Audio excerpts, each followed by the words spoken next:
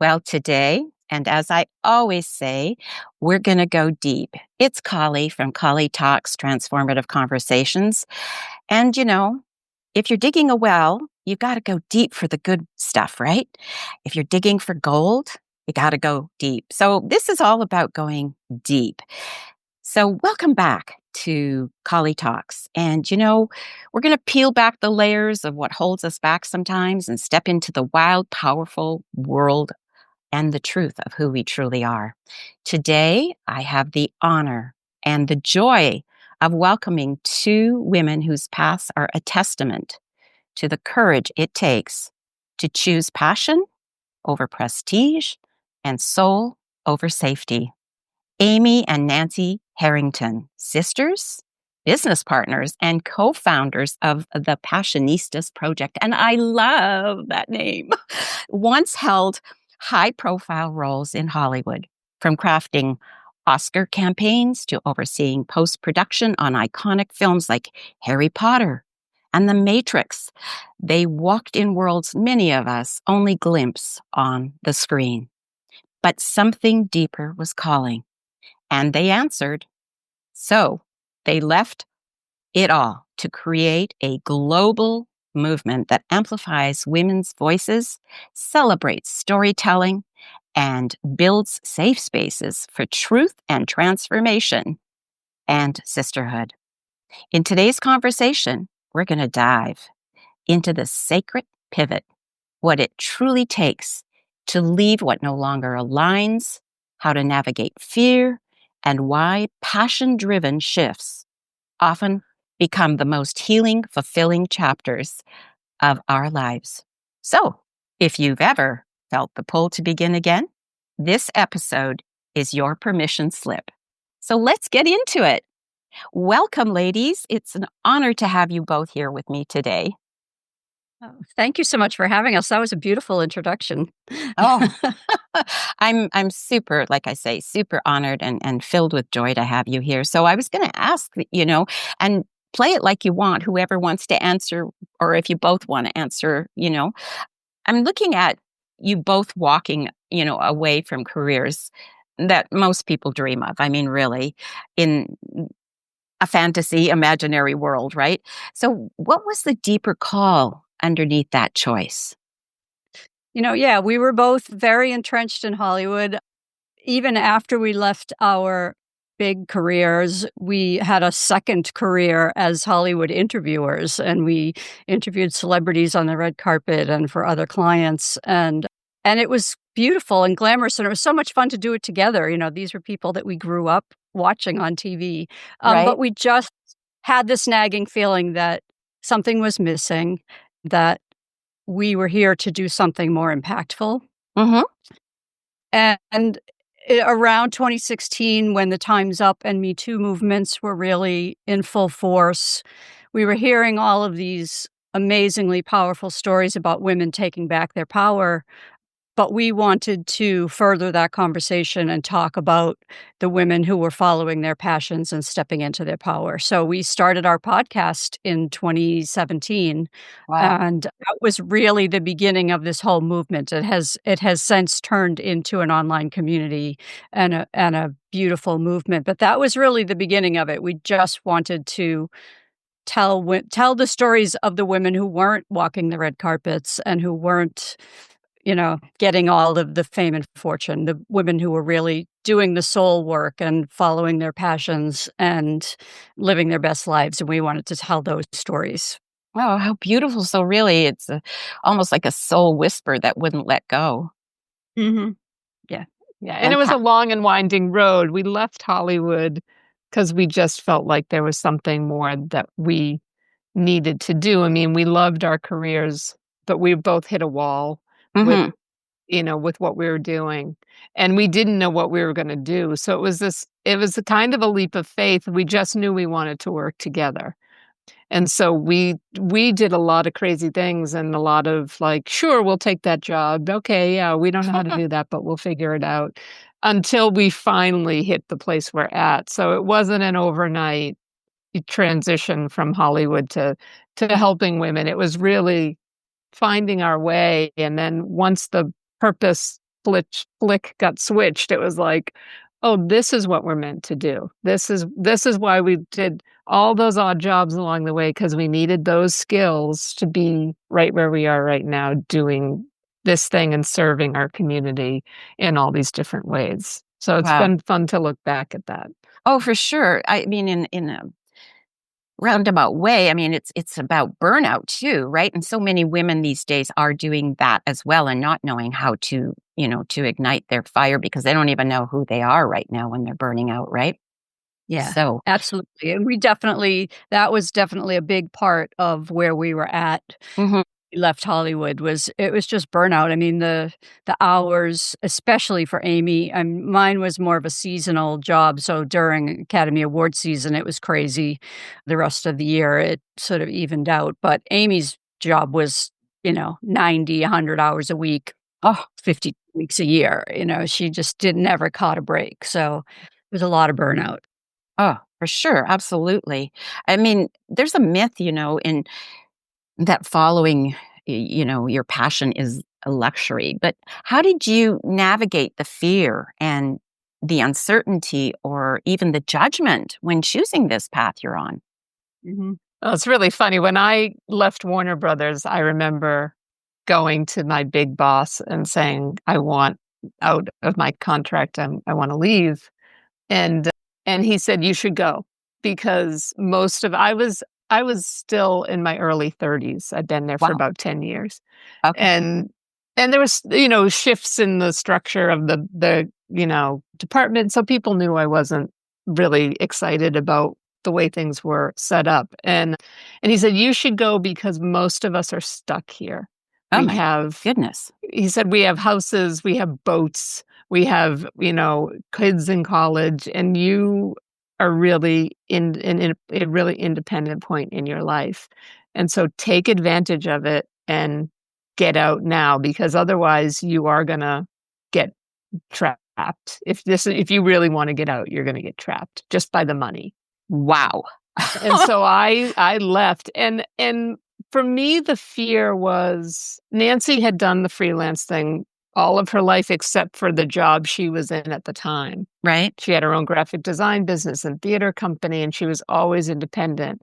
I, straight out of school, worked in the entertainment industry, but from the day I got to Hollywood until the day I left Warner Brothers, I had never had more than like a week off because I just went from job to job. So even though it's a very unstable industry, especially now, I was Mhm. very fortunate that I always worked. And then I was at Warner Brothers for 10 years, and 9 of those years I was under contract. So I had a solid gig, Right. and I had never really been a true freelancer. So I was just terrified of, like, how am I gonna I just bought a house a couple years ago. I'm single. How am I gonna support myself if this all goes wrong? And Nancy was like, "Well, you can always sell your house, and it's not gonna get to that point because the money always comes when you need it." So Mhm. that was the only fear I've personally experienced. The rest of it was just like this grand adventure with Nancy. I was still young, so I knew I had time to pivot if I needed to pivot. And so, but the money was the scary thing, and Nancy has pretty much always been right. Like, the money does come when you need it. And so she taught me over the years to just, like, calm down. Mhm. We're gonna be fine. It's coming. We have enough right now. It's gonna be fine. But that's been the only thing that's scary. The rest of it has been exciting, you Mhm. know? Mhm. And I think the other fear, that a lot of people face when they do it, when they go out on their own is the fear of doing it alone and being Right. alone, and I think that because we had each other, we really never faced that fear, Oh. so we're so lucky in that, and that is why we wanted to build the sisterhood we built because we Mhm. wanna give to other women. Yeah, it's so important, right? I know I'm a solo and oh yeah, there's sometimes I just want to talk to someone about Mhm. certain things and even though I have mentors and teachers and all that, there's still it's community, right? It's the need for community and in that community of which you've built and had together, you had trust in one another as well as the path you were on. So, I mean, that's fantastic. Really Yeah. fantastic. I was just going to ask you, what did you carry like forward from your Hollywood years, and what did you have to leave behind to become the women that you are now? Yeah. I'll let you take that one, Amy. Yeah, I mean, I think what I personally carried forward is the ability to get stuff done. Mhm. Mhm. Because I was working on 40 movies at a time, Right. and they all had their own demands, and every single person that you were dealing with had to feel like they were the only person that mattered, and that was the only concern at the moment, and we'd be on tight deadlines and juggling things and shifting things around. I learned how to just, "Oh, okay, that's what we need to do. We gotta figure out the steps to do it, and then we'll get it done, and then move on to the next thing." I learned that. I learned that I am a strong person, like, I can stand up to the titans of that industry and be tough. So when Mhm. I need to be tough, I can still be tough. And I learned that something I always knew, it just reinforced that I and Nancy and I are creative people who were born into a creative family, and that creativity is the most important element of a a career path for the two of us. So creating things matters. The things that it's taken me a long time to leave behind are, along with being tough, was I personally decided that I needed to be one of the guys. I needed to shut off everything about me that was feminine Mm. and fit in. And I needed, if a guy in the room noticed that I was the girl in the room, that was the worst thing that could happen for me because it would set me back 6 months. And then I'd Wow. have to try and get back to the place where they forgot I was the girl in the room and treated me like one of the guys. So I didn't realize until years after I left, like, oh, I don't know what it's like to be a girl, to have I had some female friendships that were very wonderful and that I'm very fortunate for. And I always Right. had my sisters. But to make connections with women, especially in business, was very difficult for me because I wasn't used to it. And when I did encounter women, we just kind of ignored each other and let each other, because again, they didn't wanna be the woman in the room either, so it was like, Right. if we're the 2 women sitting talking about women's stuff, then, that's just gonna draw attention. So, I had to learn the most probably important lesson of my life, which is working with women, building a community of women is the most special thing that anybody could possibly do, and having those connections have completely transformed my life to the Mm. wonderful space that it is now, where I just have this, I've always had my Nancy and my other sisters and my brother as my internal support system. Nancy and I have wonderful partners, but to have this sisterhood of women who are there for Mhm. us is something I never in a million years imagined I would ever have, and so that is as far from what I experienced in my early career as I could possibly be, and I'm just so grateful that I'm here now and not there. Yeah, wow, what a ride. I mean, I know what you're talking about with regards to the being the girl, the woman in the room, and also too, unfortunately, the whole thing around women competing with one another, right? Which is, that industry is all that for sure, absolutely. So, what parts of yourselves, surprised you in the process of this reinvention? Like, were there any surprises? It's funny, I've been telling this story a little bit lately. I, for the first time in my life, realized I'm a leader, Oh, okay. which Fabulous. never never occurred to me. I have spent most of my life as a solopreneur. I've run small companies, I've had theater companies, so I've had staff and actors and things, but I just never really embraced that term, and I think most recently I realized it was because it's such a very masculine. The way we imagine a leader, we imagine a politician or, a military leader or something like that, and I I recently was told that, "No, you're leading this community," and I was like, "No, I'm not. kind of created this space for women to, and it's like, no, I'm a leader. So I think that surprised me the most because I'm a quite introverted, shy person, and I really don't think of myself that way at all. But we have built this beautiful community, and we're leading it by example. And it has taken on a life of its own because of the tone we've set for it. Right? So, so yeah, that was very surprising to me. Well, nice surprise though, right? I mean, really, it's a wonderful surprise. And, with all this, when you do, listening to other women's stories, storytelling has become it always has been such a powerful tool in transformation work, right? So how is, listening to other women's story changing or helping you heal along the way here?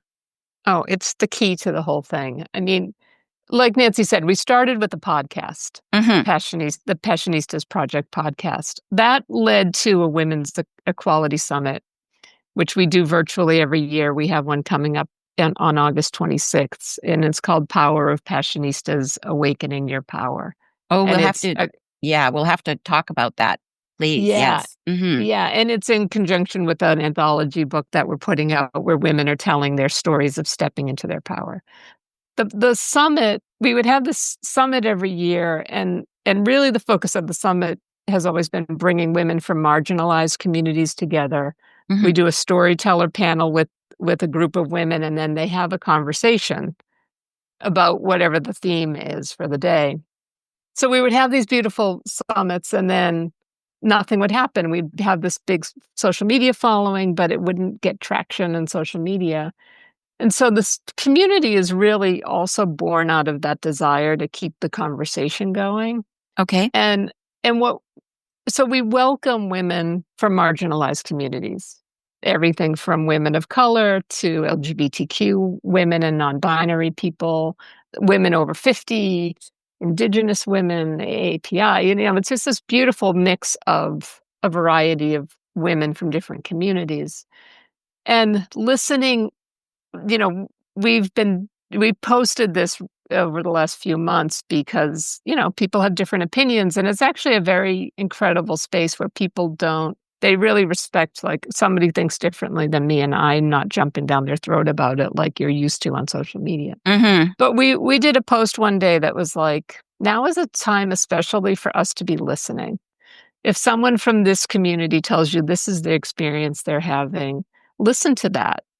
Don't assume you know what it's like to be a Black woman in Australia in the year 2025. Don't assume you know what it's like to be a Latina person who lives in the South." Right. So as a result, people are getting to know each other on a really human level just because it's business development, personal growth, and social impact. So people may be connecting on the possibility of doing a business collaboration together and getting to know each other and really liking each other, and then realizing, oh, there might be this thing that part of your experience I don't understand. Tell me about it.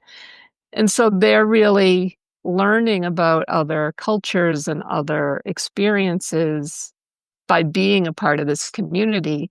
And we have been the biggest beneficiaries of that because we get to talk directly to these women all the time. Mhm. When we started the Passionistas Project, we weren't that engaged in social issues. But the more we met women with disabilities and realized the things that they have to deal with and the struggles they're having, now we're disability rights activists, and we do everything we can to help women in the disability community. Oh, Or wow. when we learned that women only get 2% of venture capital funding for their businesses, we started to create a microeconomy within the Passionistas Project Sisterhood where women could buy from each other so that anybody, if you're looking for a coach, we have coaches. If you're looking to buy coffee from a woman-owned coffee company, we know that person. So Mhm. we've learned so much about what women are going through Right? that it's opened us to just try and always want to figure out ways to be more supportive of women in every way we can. And we're seeing that ripple effect now in the community as well, which is really amazing. Yeah, well, that's what, leading is all about, right? And mentoring and just being there as a role model, really. It's wonderful. I mean, women, we so need one another. We really, really need one another. And I was going to ask you, especially because of what you do and as sisters and co-creators, how do you hold space for both the practical and the sacred, really, the business and the soul work? Yeah. That's a challenge for us. It's really difficult, I think, and I think a lot of women go through that. We had a really hard time and took a long time for us to get comfortable with the fact that it's okay Mhm. to charge money and to Mhm. make a profit on helping people. Right. And we finally got to the point where we realized that if we need to be sustainable, we need to be able to keep this going, and the only way to do that is to make the money to keep us going. So we finally feel comfortable. We still have a hard time asking, and we still have a hard time promoting things, and we have women in our community who are always nudging us and egging us on, but it is very difficult. But I think the conclusion we have come to is that if we thrive, everyone in our community will thrive, and so we are doing it for them. We're not Mhm. taking advantage of anyone. You know, we're not trying to steal money from anyone or take advantage. We're just trying to help people, and in order to do that, we need to make money in order to sustain the business. Mhm. And your life. Yeah. Yeah, Yeah. absolutely, And absolutely. ultimately, hopefully, build a business that allows us to hire more women so Mhm. that we can help them thrive. We have an affiliate program because if someone brings a member to us, we want to make sure they benefit from that. It's a recurring commission that they get for the lifetime of that member. So we're always trying to figure out ways like as we grow and as we become bigger, we want to make sure that we're lifting up the community while we're doing that. Oh, Mhm. And wonderful. we also give scholarships every time someone signs up for an annual membership, a Mhm. premium membership, which costs, $500 a year. We give a scholarship to a woman who can't afford that. Right. So even when if someone, buys the product, we are giving something away because we never want someone to feel like they can't be a part of the community because they can't afford it financially. Yeah, well, and it all comes back, right? I mean, it's all about give and take. Yep. Absolutely. That's why I keep saying to people, we have two hands, one for giving, one for receiving. Absolutely, right? So how does living a passion-driven life feel in your own body and your relationships and especially now like your nervous system compared to your previous chapter? Right. I think the thing for me is my nervous system, the sisterhood is the place where I can breathe and calm down. Mhm. Get Mhm. out sisterhood and the world is swirling, that's where my anxiety levels go up, but I come back into the sisterhood because every time we have a conversation with someone or every time somebody leads a workshop in our community or we do a podcast interview, there's always a message that comes through that's the message I needed to hear right in that moment. So, and we have so many women who lead us through breathing exercises and meditations and beautiful things like that that help keep us grounded and feed Mm. our soul so that when the anxiety of the world gets too much, we know where to go to calm it down. It's Yeah, and wonderful. I've always been the person with the monkey brain who's just like da, da, da, da, da, constantly churning. And Nancy's always like, how do you have so many thoughts in your head at one moment? But I've always been really, and again, the going back to that, like leaving Warner Brothers, how are we going to make money, and those concerns. In the last 7 or 8 months, I have been the calmest I've ever been. Wonderful. And I realize that it's not because things aren't falling apart. I feel like a cartoon, like I'm walking down like Mr. Magoo, like I'm walking down the street and everything I'm doing is causing like the buildings to fall behind me and the cars are crashing and the fire hydrants exploding. But I'm just Magooing it and walking down the street. And I realize it's because I know that there are all these people who have my back. Mm. And we started the sisterhood in kind of a time of confusion in the States and shifting. The world was shifting a bit, and we didn't really know a lot of people. And now we know somebody that does pretty much anything. We know people that know about healthcare and women's health. We know people that are financial people that know how to help you protect yourself financially. We know people who help people get jobs. We know people who have we know a woman who has the only urban flour mill in the United States. So if we need to Oh, go get wow. some wheat, we can go get some wheat. Like Right. we now have at our fingertips resources for anything that we could possibly imagine that might be of concern to us. And we know all these women who, if we called them tomorrow and said, "We're in trouble, we need your help," they would rally. Oh, And it's what keeps me calm. Like a week ago, I'm like, "Why am I calm? I should be freaking out right now. I should be in full meltdown mode 24 hours a day." And I'm like, "'Cause the Passionistas have my back. I'm gonna exactly. be fine." It's It's fabulous. beautiful. Yeah, Yeah. it's rare too, you Yeah. know? It it Yep. really is. In the bigger picture of the entire world, that kind of community where you have all of that and all that alignment and people willing to and being there for all that it's rare. I mean, Well, it's not impossible, I know, but it's rare. yeah.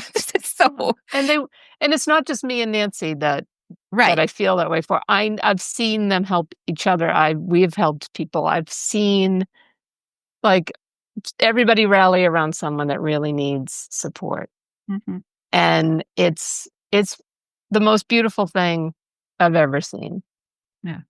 And we're so Fantastic. grateful for the women that have come into this space because they're the ones that make it what it is. And, we're really lucky. And they are undoubtedly very grateful to you for, creating and leading this and doing this because, like I say, it's rare and it's needed for women. Truly, truly needed. So I'm wondering, can you share I don't know, a story from your podcast or one of your summits that truly just really opened your heart or changed the way, you see your own mission? Yeah.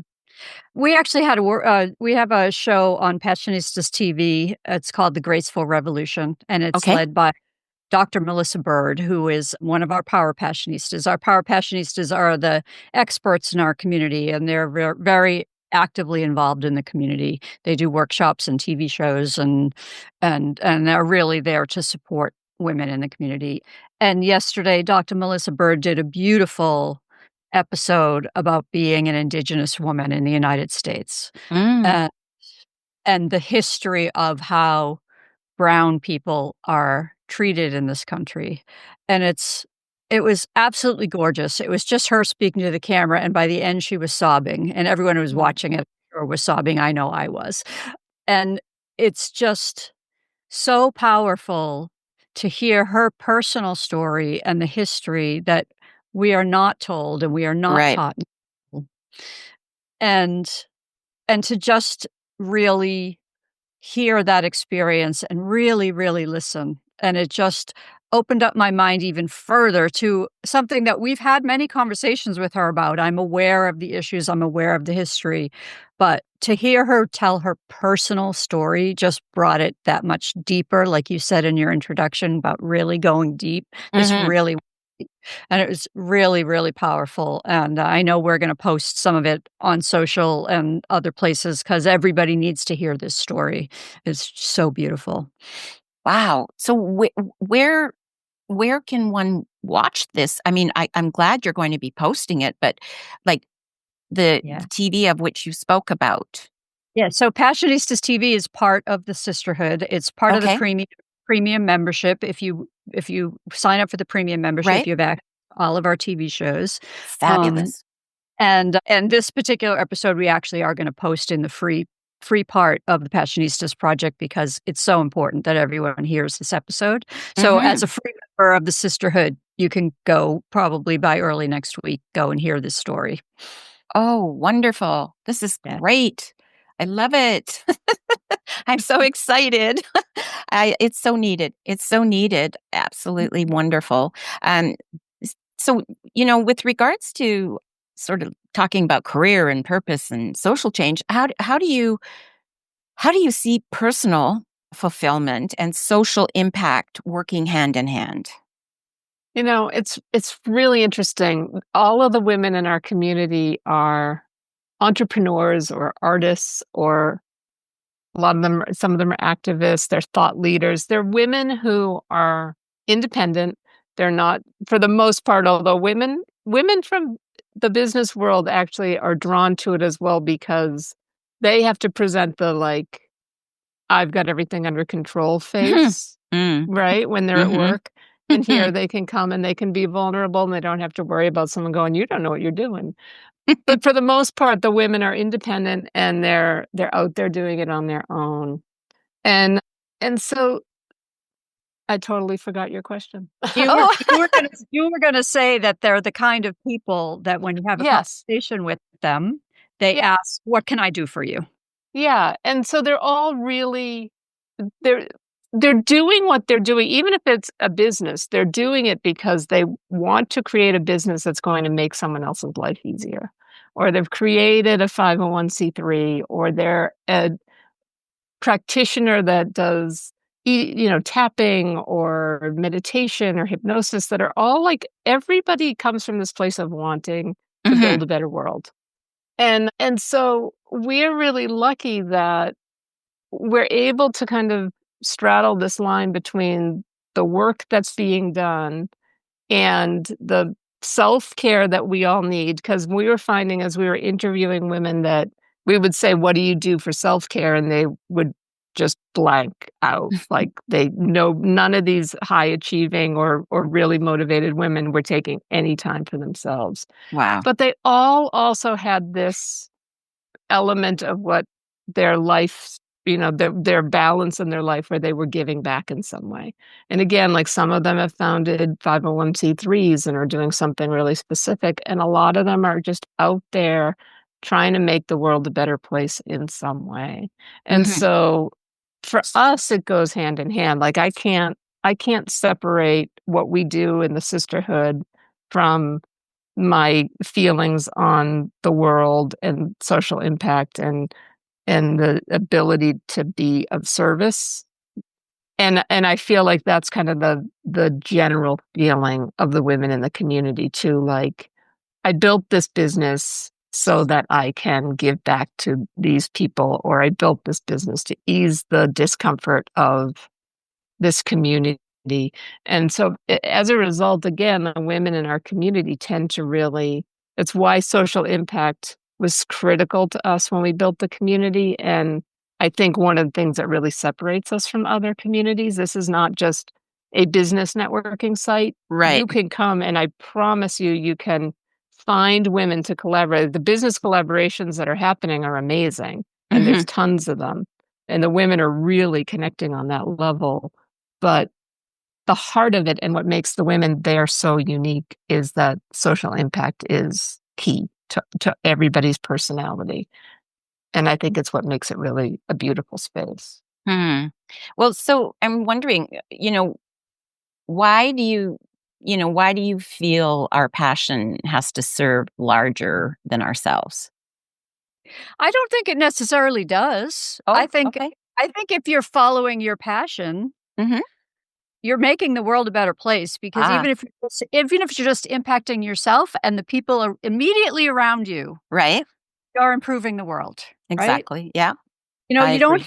you don't have to run for office, or, be the dean of a college, or, to have impact on people, and you can change just the people immediate or impact just the people immediately around you. Mhm.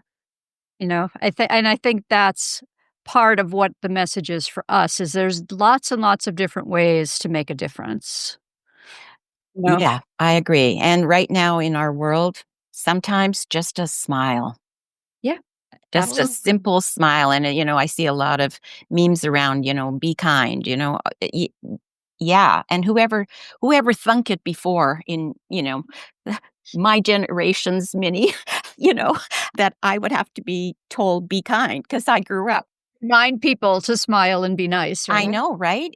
But it's true. That's just the way it is. So it is a good reminder because sometimes people just can't find a smile within themselves and they're hurting. So I totally agree. I'm wondering, you've got the summit and the book and your future. So tell us, you know, oh, I'm excited about the upcoming Passionista Summit and your new anthology, and what truth are you hoping to awaken in women through this next offering? Well, the summit is August 26th through 28th. Mhm. It's 3 days. It's all virtual, so anyone from all over the world can come. And we have 3 storyteller events. So there are women, these are the authors from the book that are telling their stories on video. And then we're having roundtable discussions with them. And then we have some workshops in the afternoon, some presentations on all sorts of various topics from a woman who's in the Asian AAPI community, a woman who's in the Black community, a woman in the disability community. So we have a lot of great presentations in the afternoons. And then Tuesday evening, we are screening a film called There Has to Be Something More Than This. And it's Oh, made by a woman who survived the Boston Marathon bombing. Her oh, name is Jen Hoffman. okay. Uh, and then on Thursday night, we're still locking in our Wednesday night event, but on Thursday night, we have our Passionistas Persist Awards, which we give every year. And we can't reveal the awardees yet, but they're amazing. But the whole point of this summit this year is awakening your power. And it's really getting to the essence of storytelling and why telling your story is important. And all of the women have written chapters in the book. And the stories range from a woman who jumped out of an airplane to a woman who stood up to her commanding officer when she was engineer in the army, to Wow. a woman who has survived a narcissistic marriage. So and they're all amazingly beautiful stories, and the idea is just to inspire other women to tell their story and to realize that their story matters, their voice matters, and that they are powerful. Wow. What a wonderful summit that is going to be. And how can people reach you to do this? The easiest way is to go to thepassionistasproject.com. Mhm. You can find us our socials there, you can join the sisterhood there, you can sign up for the summit there. So that's the best place. We're on Instagram, LinkedIn, Facebook, all the normal places at the Passionistas Project. Okay. And I will definitely be posting information for your contacts as well. So we will get that covered for sure when this And goes when this goes out. Yeah. thank you. And I'd also love to add that there is a free tier of the membership. So people can come, they can sign up for free, and they can start to connect with other women. They can share their projects. They can, be promoting their businesses. So there's an upgraded level that we mentioned with the Passionistas TV and more networking events and things like that. But there is a free community that people can come and check out if they're just curious and not ready Mhm. to upgrade yet. Oh, what a wonderful gift because yeah, sometimes people just want to put their foot into the water to see if it's a little warm or a little cold. And Exactly. The then water is warm. Come before in. they dive in, right? Yeah, exactly. I mean, I know exactly what that's like because I know for our listeners now, because they are yours as well, there are diehard, I mean, people who are always listening because they want the depth. They really Right. do, and then some people come and they skip but sometimes they come back. So it's Mhm. all good. So, we're getting close to closing here, but I was going to ask you words of wisdom for the women listening now, and the one who knows it's time to leave what no longer aligns, but is Mhm. really terrified. And what truth would you want to share for her to hear right now? I think she needs to hear she's not alone, that Mm, there are other people who have gone through what you are going through, right? and and find some of those people. Find one of those people. Find a person, find a sister, blood or chosen, to hold your hand and guide you through it, because there are people who know what you're going through and can help you. So you're not alone. That's what they need to know.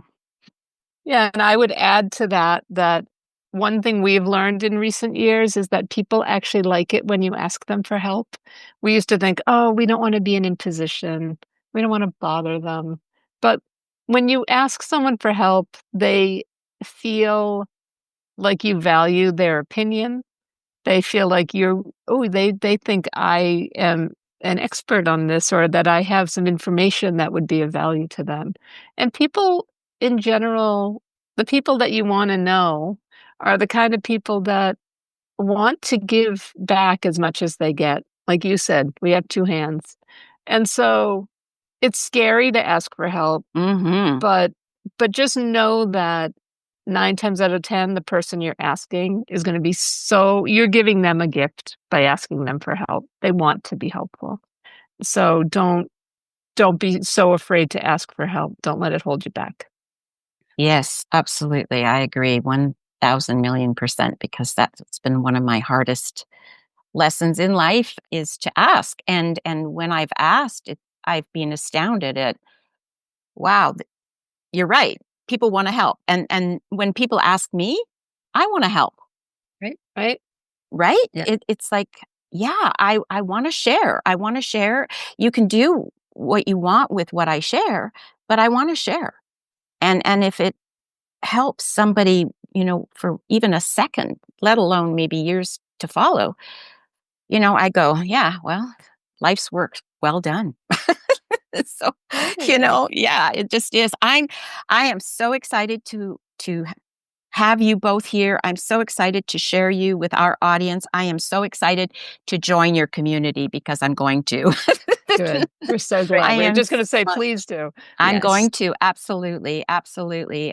There's times prayers are answered, and you're an answer to a prayer I have been speaking. So I'm truly blessed and truly honored, and I'm so excited to get this out for everyone. So thank you, ladies, so much. Have a wonderful, wonderful, wonderful day and week, and I will be sending you the link very soon.